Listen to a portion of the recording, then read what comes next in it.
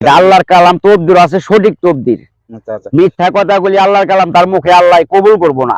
মুখটা আগে পবিত্র রাখতে হবে, কোরআন যেমন পবিত্র, মুখটা এখন পবিত্র। যারা প্রবাসে আছে, দেশের বাইরে আছে, তারা কিভাবে আপনার কাছ থেকে চিকিৎসা নেয়? ওরা সালামের মাধ্যমে, নামের পর আমি করি আর কি, আল্লাহর রহমতে। প্রবাসে থাক, লন্ডন থাক, আমেরিকান থাক, যে রাষ্ট্রেই থাক, ইনশাআল্লাহ তার নামের পর ছবি দেবো, ইমতি পাঠাইয়া অনেকে আবার মানে বিভিন্ন কবিরাজে ইয়াতে দেখা যায় যে লটারিতে বিজয় করে দেয়, মানে এগুলা কি আসলে সত্য কিনা? মানে আপনি একবার কিন্তু আদির কথা বলতে পারো না, যারা নাকি বাহ্যিক জগতে যারা কবির আছে, ইউটিউবে ছাড়ছে, আসলে তারা কিছুই পারে না, সব হলো ভুয়া। আমি যাকে হাসা কথা, লটারির নাম্বার সবাই দিতে পারে না, এটা আকবর কবিরাজের মুখের বাণী, এটা 100% গ্যারান্টিতে বলতে পারি। লটারির নাম্বার নিতে গেলে 30,000 40,000 খরচ পড়ে, যদি সঠিক নাম্বার নিতে যায়। সবাই নাম্বার দেবো, ওই 5,000 2,000 খাই আপনার চেক দিব, ওই নতুন নাম্বার ভাই আপনার ফোন দিয়ে না, প্রতারণা খামা হইন না, কষ্টের পয়সা।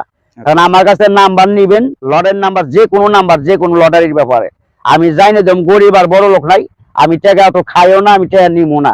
আল্লাহ কিছু দিবেন, মনে করেন, আর পাওয়ার লগে লগে আপনি আমার যা দেন খুশি হয়ে দিবেন, আমি জোর করে কারোর দুইটা নেই না। কিন্তু আশা করি লটারি 100% শিওর পাইবেন, ইয়াতে মিস নাই, বাঁচতে হবেই আমার চিকিৎসা নিলে।